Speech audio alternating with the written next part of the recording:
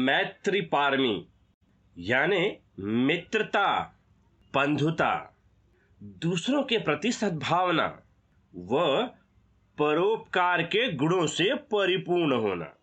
जब चित्त के मल छूट जाते हैं, निवर्ण दूर होते हैं, राग द्वेष मोह कमजोर पड़ने लगता है और चित्त तृष्णा के प्रभाव से मुक्त होने लगता है, तब धीरे धीरे चित्त के सुख विहार की अवस्थाएं प्राप्त होती हैं।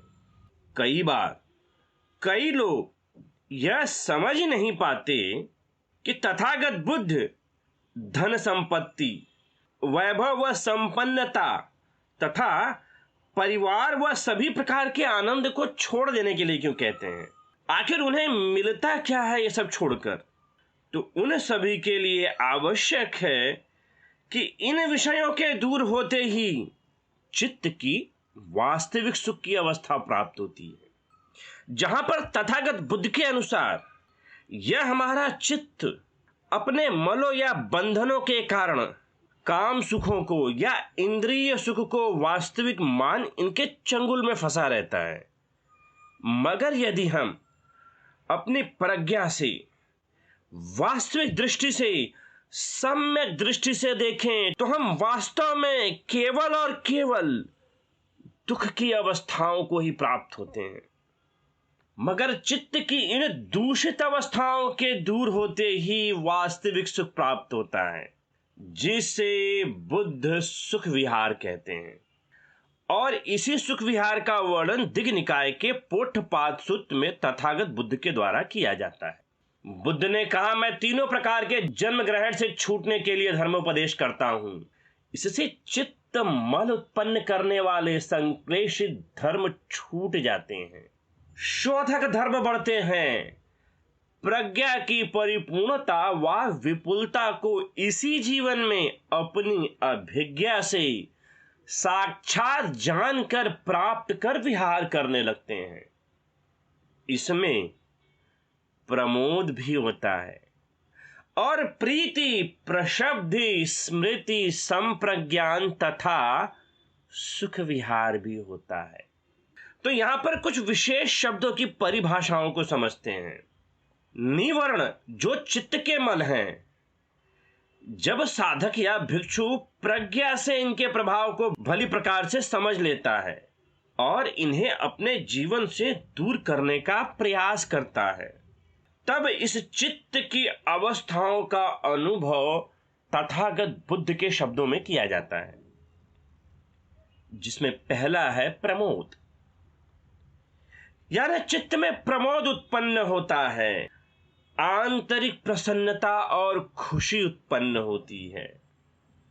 जो जीवन की उठापटक और उसे निचोड़ने के लिए लगातार संघर्ष कि सांसारिक सुखों को अधिक से अधिक समेट लिया जाए, वहां पर भिक्षु यह ज्ञात करने में समर्थ हो जाता है कि यह जो संघर्ष संचित करने में हो रहा है, क्या यह सदा आपके पास रह भी पाएगा। इसकी अनित्यता का भाव यह समझने के लिए सामर्थ्यवान बनाता है कि आवश्यकता से अधिक अनावश्यक है, तो यह संघर्ष रुक जाता है, समेटने का भाव समाप्त हो जाता है और चित्त ठहर जाता है। यह धीरे धीरे शांत होने लगता है।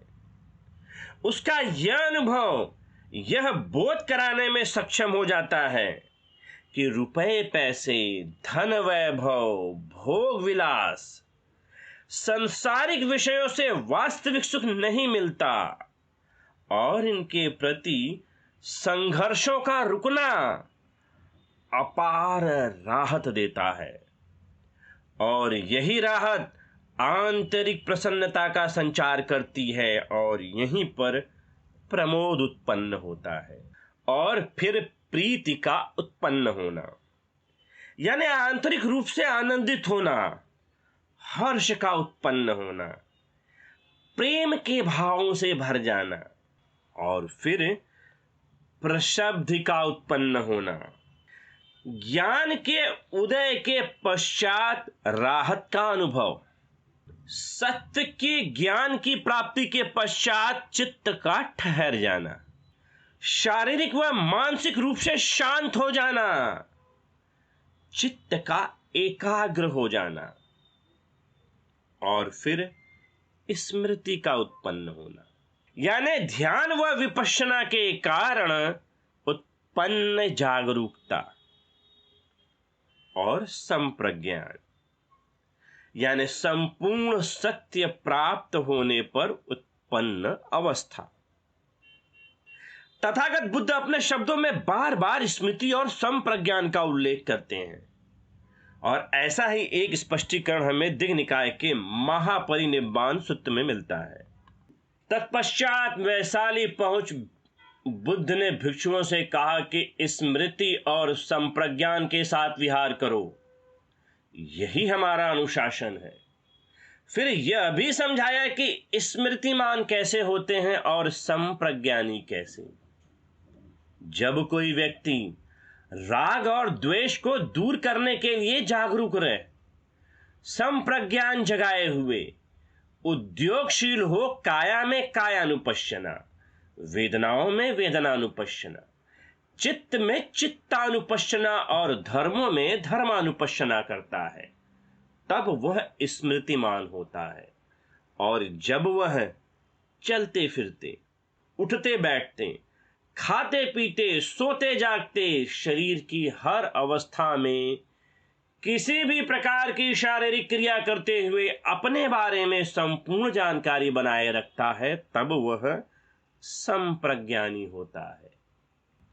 तो यहां पर स्मृति का अर्थ है 4 स्मृति प्रस्थान जो जागरूक अवस्थाओं की ओर ले जाती हैं। पहला कायानुपश्यना, यानी अपने शरीर व काया के प्रति जागरूकता। दूसरा वेदना अनुपश्यना, अपने सुखद दुखद व अदुखद वेदनाओं के प्रति जागरूक होना। तीसरा चित्तानुपश्यना, अपने चित्त की अवस्थाओं को समझना, बदलती हुई मन स्थितियों को पहचानना, चित्त की सही स्थितियों के प्रति जागरूक होना। चौथा धर्मानुपश्यना, धर्म के प्रति जागरूकता, 4 आर्य सत्य के प्रति जागरूकता, प्रतीत समुत्पाद के नियम के प्रति जागरूकता, अष्टांगिक मार्ग के प्रति जागरूकता, 37 बोधि पक्षीय धर्मों के प्रति जागरूकता। और इस स्मृति के बारे में हर अवस्था में संपूर्ण जानकारी बनाए रखना ही संप्रज्ञानी होता है। तो साधक या भिक्षु प्रमोद प्रीति प्रशब्दि स्मृति व सप्रज्ञानी होकर सुख विहार करता है। तथागत बुद्ध द्वारा स्पष्ट की गई सुख विहार की अवस्था तृष्णा के नाश से उत्पन्न होती है। जो कोई इस सुख विहार से विहरता है वही इसके महत्व को जान पाता है। एक बार जिसने इसका अनुभव कर लिया वह वापस नहीं पलटता। वह अपने लगातार प्रयासों से ब्रह्म विहार की अनुभूतियों से युक्त हो विहरने लगता है। और इन्हीं अनुभूतियों की व्याख्या आयुष्मान सारिपुत्र द्वारा मध्यम निकाय के धनंजय सूत्र में की जाती है। तदंतर उन्होंने उसे इस मार्ग के बारे में बतलाया कि कैसे कोई भिक्षु मैत्री भरे, विपुल प्रमाद रहित, वैर रहित, द्वेष रहित चित्त से एक एक करके सभी दिशाओं को व्याप्त करके विहरता है, और फिर इसी प्रकार क्रमशः करुणा, मुदिता एवं उपेक्षा भरे चित्त से विहरता है। तो मैत्री के भाव से भरा हुआ, उन्माद से मुक्त, यहां पर प्रमाद का अर्थ है अति उत्साह व आवेश से लिया गया है। तो उग्रता पूर्व उत्साह से मुक्त होना, वैर भाव, दुश्मनी, ईर्ष्या, जलन, डाह से मुक्त होना, शुद्ध व निर्मल चित्त की अवस्था, जहां पर सभी के लिए सहयोग की भावना हो, बंधुत्व हो, प्रेम हो जो प्रसन्नता का संचार करे, तो मैत्रीय भाव से युक्त हो श्रेष्ठ विहार कर विचरण करना, जिसमें आंतरिक बेचैनी, छटपटाहट, व्याकुलता से मुक्त हो जाना, दुविधा, तड़पड़ाहट व मन की अशांतता को दूर कर देना और सभी के लिए मित्रता पूर्ण भाव से व्यवहार करना और मैत्रीय सुख से भर जाना ही मैत्री पारमी है।